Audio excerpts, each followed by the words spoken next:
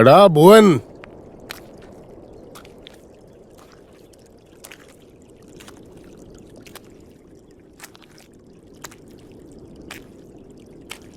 എടാ ഭുവൻ,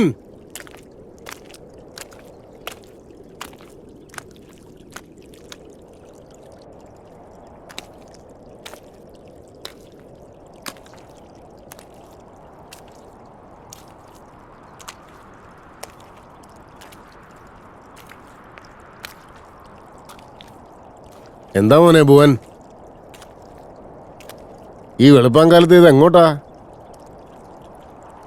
നദിയുടെ അവിടെ പോയതാ. നദിയില് മീൻ പിടിക്കാൻ പോയതാണോ? ആന്നേ.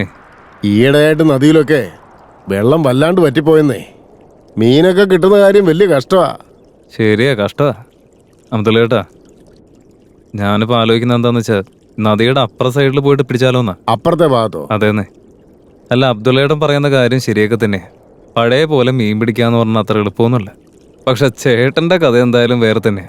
ചേട്ടൻ വെള്ളത്തിൽ കാല് കുത്തിയാൽ പോരെ, മീനൊക്കെ താനേ ചേട്ടൻ്റെ അടുത്തേക്ക് വരുവാണല്ലോ. ചേട്ടൻ്റെ കൈരാശി എന്ന് പറയുന്നത് സംഭവം തന്നെയാണ്. ചേട്ടൻ മണ്ണെടുത്ത് കയ്യിൽ പിടിച്ചാൽ അത് ചിലപ്പോൾ പൊന്നായി മാറും. പക്ഷെ എൻ്റെ കാര്യമോ, ഞാൻ സ്വർണ്ണം എടുത്ത് കൈ പിടിച്ചാലും അത് പൊടിയായിട്ട് മാറും. ഇല്ല ഭുവൻ, അങ്ങനെയൊന്നും ഇല്ലെന്നേ. ഇക്കരെ നിൽക്കുന്നവർക്ക് അക്കരെ പച്ചാന്ന് പറയാറില്ലേ? ഇവിടെ നിന്ന് നോക്കുമ്പോൾ അവിടെ സമാധാനമുള്ളതായിട്ട് നമുക്ക് തോന്നും. അവിടെ നിന്ന് ഇങ്ങോട്ട് നോക്കുന്നവർക്ക് ഈ ഭാഗത്ത് വലിയ സുഖകരമായ ജീവിതമാണെന്ന് തോന്നും. അത് മനുഷ്യന്റെ സ്വഭാവമാണ്. നിനക്ക് മീൻ പിടിക്കുകയല്ലേ വേണ്ടത്? ആ, പകൽ സമയത്ത് മീൻ കിട്ടിയില്ലെങ്കിൽ നീ ഒരു കാര്യം ചെയ്യ്, രാത്രി പോയി പിടിക്ക്. രാത്രി പോകുന്ന കാര്യം തന്നെ ഞാൻ ആലോചിച്ചേ. പക്ഷെ എൻ്റെ അവസ്ഥ നോക്കി, ഇതേ വല കണ്ട, ഉള്ള വലയും കീറിപ്പോയി. ഈ തലവര കഷ്ടമാന്നേ. ഞാനിപ്പോൾ എന്ത് ചെയ്യാനായിട്ട്? ഒന്നും നടക്കുന്നില്ല. മാത്രമല്ല, ഞാൻ ഇതുവരെയായിട്ടും രാത്രി അങ്ങനെ മീൻ പിടിക്കാൻ പോയിട്ടില്ല. എന്നാലും ഇന്നൊന്ന് പോയി നോക്കാലോ ഞാൻ. ഇനി എങ്ങാനും കിട്ടിയാലോ. മോനെ ഭുവൻ, അല്ല മോനെ, നിന്റെ ഭാര്യയ്ക്ക് എന്തുണ്ട് വിശേഷം? എൻ്റെ പുണ്യേട്ട, എൻ്റെ ഭാര്യയെ കുറിച്ച് മാത്രമൊന്നും ചോദിക്കരുത്.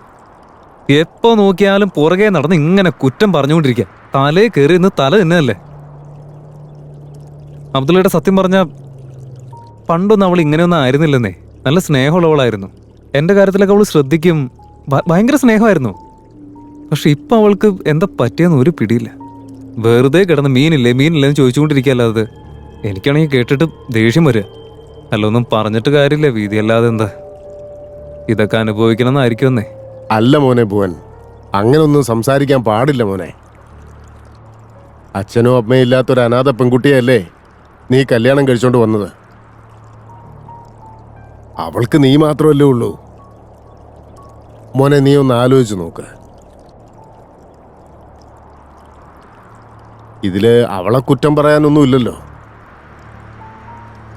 ഭർത്താവ് ശരിക്ക് സമ്പാദിച്ചില്ല എന്നുണ്ടെങ്കിൽ വീട്ടിലാണെങ്കിലും സമൂഹത്തിലാണെങ്കിലും ആ പെങ്കൊച്ചിന് ഒരു വില കിട്ടൂലെന്നേ.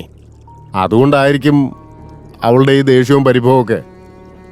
ഞാൻ പറഞ്ഞതിൽ തെറ്റു വല്ലതുണ്ടോ? ശരി, നീ ഒരു കാര്യം ചെയ്യേ. ഇന്ന് രാത്രി നീ മീൻ പിടിക്കാൻ പോ. പിന്നെ വേറൊരു കാര്യമുണ്ട് ഭുവൻ, വടക്ക് ഭാഗത്തേക്ക് പോവാൻ നിൽക്കണ്ട. വടക്ക് ഭാഗത്ത് എന്തുപറ്റി? അവിടെ എന്താ? വടക്ക് ഭാഗത്തൊരു അപകടം ഒളിച്ചിരിപ്പുണ്ട്. അപകടം? എന്തപകടം പറയട്ടെ? മോനെ ഭുവനെ, നിനക്കൊരു മുന്നറിയിപ്പ് തരണമെന്ന് എൻ്റെ മനസ്സ് പറഞ്ഞു. അതുകൊണ്ട് ഞാൻ പറഞ്ഞു എന്നേ ഉള്ളൂ. ബാക്കിയൊക്കെ നിന്റെ ഇഷ്ടം. അല്ല, എനിക്ക് മനസ്സിലാവാത്തത് അവിടെ എന്താ പ്രശ്നം എന്നറിയാതെ ഞാനിപ്പോൾ എന്താ ചെയ്യുക? എനിക്ക് നന്നായിട്ട് അറിയാൻ ഭുവൻ. ഇങ്ങനെയുള്ള കാര്യങ്ങളൊന്നും നിനക്ക് വിശ്വാസമില്ലാന്ന് എനിക്കറിയാം. അവിടെ ഒരു ശ്മശാനമുണ്ട്.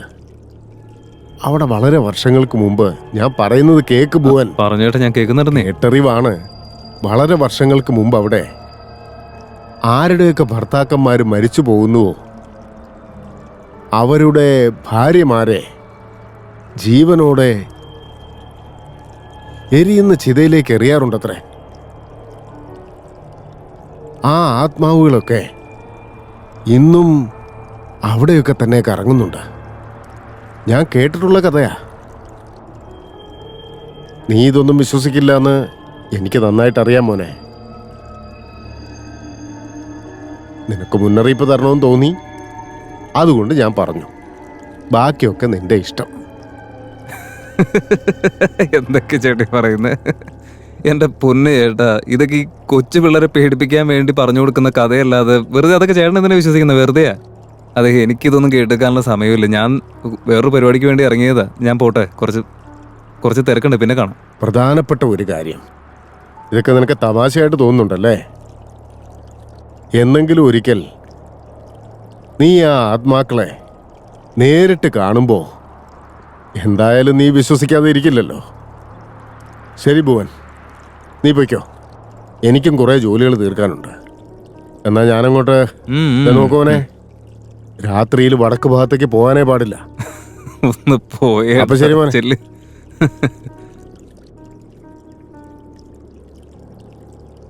ഇന്ന് വടക്ക് തന്നെ പോയി നോക്കാം. അവിടെ ചെന്നാൽ മിക്കവാറും മീൻ കിട്ടും.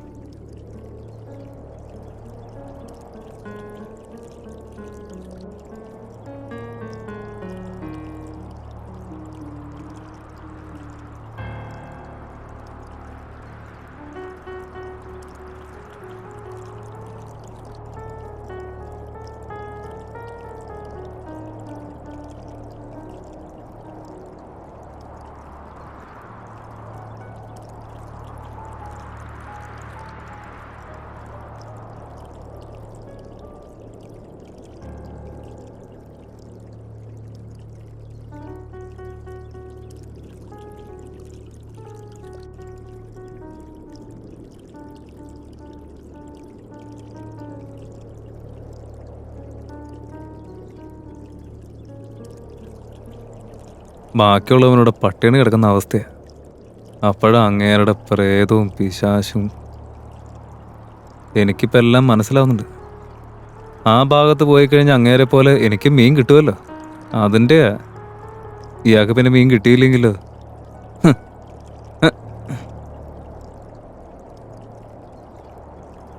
അതിൻ്റെ കുശുമ്പായിരിക്കുക കിളവന്.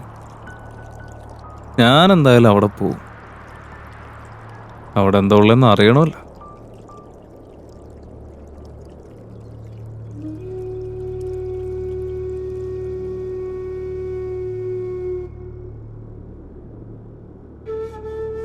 ഞാനും കുറേ മീനെ പിടിച്ച് വിറ്റ് പൈസ ഉണ്ടാക്കും. അങ്ങനെ കുറേ നാൾ കഴിയുമ്പോൾ ഞാനും കാശുകാരനായി സന്തോഷമായിട്ട് ജീവിക്കും.